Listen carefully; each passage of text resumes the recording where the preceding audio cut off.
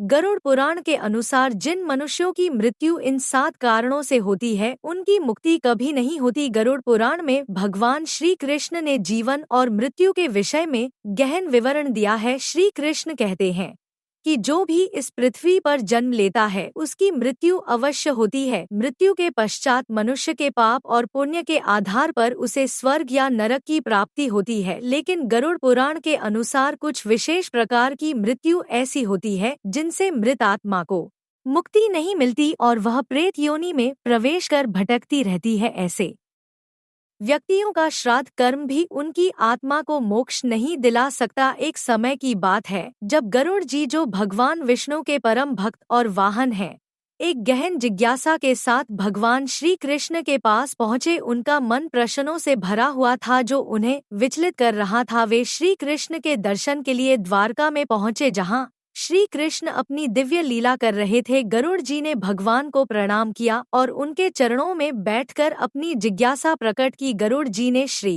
कृष्ण से कहा, हे प्रभु, आप जगत के पालन करता है, आप सर्वज्ञ हैं और सभी रहस्यों को जानते हैं।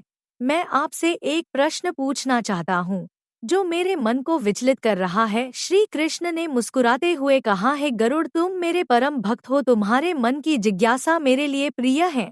जो भी प्रश्न तुम्हारे हृदय में है निसंकोच पूछो, मैं अवश्य तुम्हारे सभी शंकाओं का समाधान करूंगा। गरुड़ ने सिर झुकाते हुए कहा, है प्रभु, जब मनुष्य का जीवन समाप्त होता है तो उसे उसके कर्मों के आधार पर स्वर्ग या नरक प्राप्त होता है, किंतु मैं यह जानना चाहता हूँ कि किन कारणों से कुछ आत्माओं को मोक्ष नहीं मिलता है और वे प्रेत योनि में भटकती रहती हैं।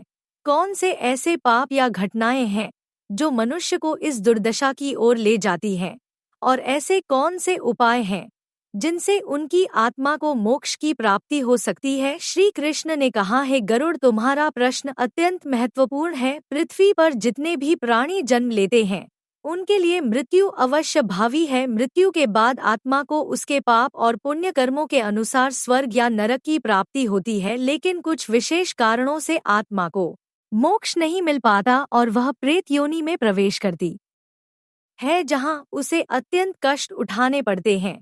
गरुड़ ने ध्यानपूर्वक सुना और भगवान श्री कृष्ण से आगे जानने की प्रार्थना की। श्री कृष्ण ने कहा, है गरुड़, प्रेत योनि का कारण कुछ विशिष्ट प्रकार की मृत्यु होती है जिनके बारे में मैं तुम्हें विस्तार से बताऊंगा। सबसे पहली है भूख से पीड़ित मृत्यु। भगवान श्री कृष्ण कहते हैं कि यदि किसी व्यक्ति की मृत्यु भूख के कारण होती है तो उसे मोक्ष नहीं मिलता। ऐसा व्यक्ति शरीर के अतृप्त रहते हुए मरता है और उसकी आत्मा की भूख मृत्यु के बाद भी शांत नहीं होती। ऐसे व्यक्ति की आत्मा प्रेत योनि में भटकती रहती है। उदाहरण के लिए, यदि कोई व्यक्ति अत्यधिक गरीबी के कारण भूखा मरता है तो उसकी आत्मा शांति प्राप्त नहीं कर पाती और भूख के कारण पृथ्वी पर भटकती रहती है। दूसरी है हिंस पशुओं द्वारा मारा जाना। यदि किसी मनुष्य की मृत्यु शेर, बाघ जैसे हिंसक प्राणियों द्वारा होती है तो उसकी आत्मा भी मुक्ति से वंचित रह जाती है। ऐसे प्राणी का शरीर छिन्न भिन्न हो जाता है और उसकी आत्मा इस दुखद अवस्था से उभर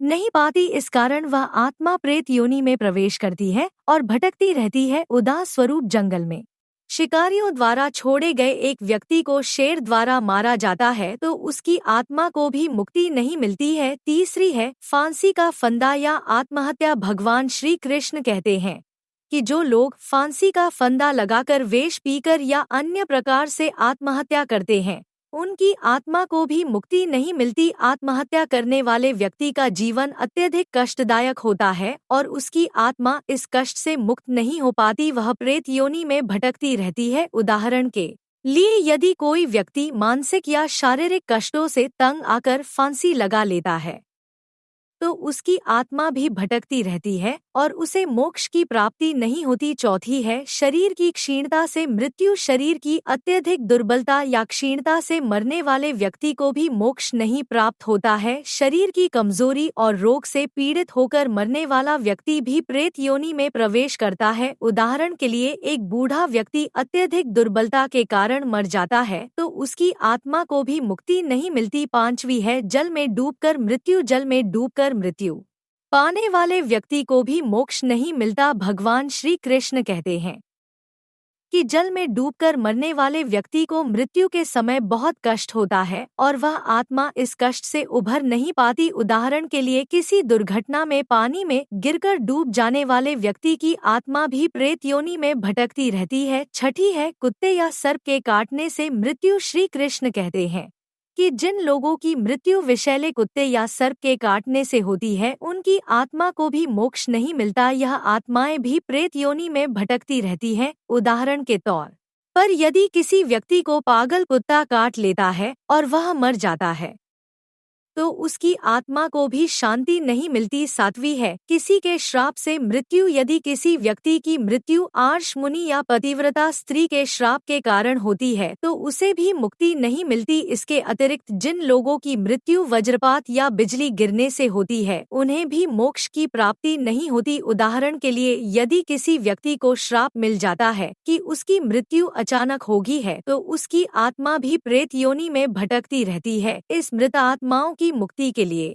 नारायण बलि का विधान किया गया है। भगवान श्री कृष्ण ने बताया कि ऐसे प्रेतत्व को प्राप्त आत्माओं को मोक्ष दिलाने के लिए नारायण बलि पूजा का प्रावधान है। यह पूजा तीर्थ क्षेत्र में की जानी चाहिए जिसमें पुरुष सूक्त और वैष्णव सूक्त का पाठ किया जाता है। इसके बाद दक्षिण की दिशा की ओर मुख करके उस प्रेत आत्मा और भगवान विष्णु का स्मरण इस मंत्र से करना चाहिए। अनादि निधन देव शंख चक्र गदाधर अक्षय पुंडरीकाक्ष प्रेत मोक्ष प्रदो भव। इसके बाद विधिवत जल अक्षत यव और गेहूं का दान करना चाहिए। इस पूजा और मंत्र जाप से उस आत्मा को प्रेत योनि से मुक्ति मिलती है और वह स्वर्ग लोक की ओर प्रस्थान करती है। इस प्रकार गरुड़ पुराण के अनुसार कुछ विशेष मृत्यु के कारण आत्मा प्रेत योनि में प्रवेश कर जाती है, लेकिन नारायण बलि जैसे कर्मकांड और भगवान विष्णु की आराधना के माध्यम से ऐसी आत्माओं को मुक्ति दिलाई जा सकती है। इस प्रकार के उपायों का महत्व समझकर प्रेत योनि में भटकने वाली आत्माओं को शांति प्रदान की जा सकती है। तो दोस्तों, उम्मीद है आपको यह जानकारी अच्छी लगी होगी। वीडियो को लाइक जरूर करें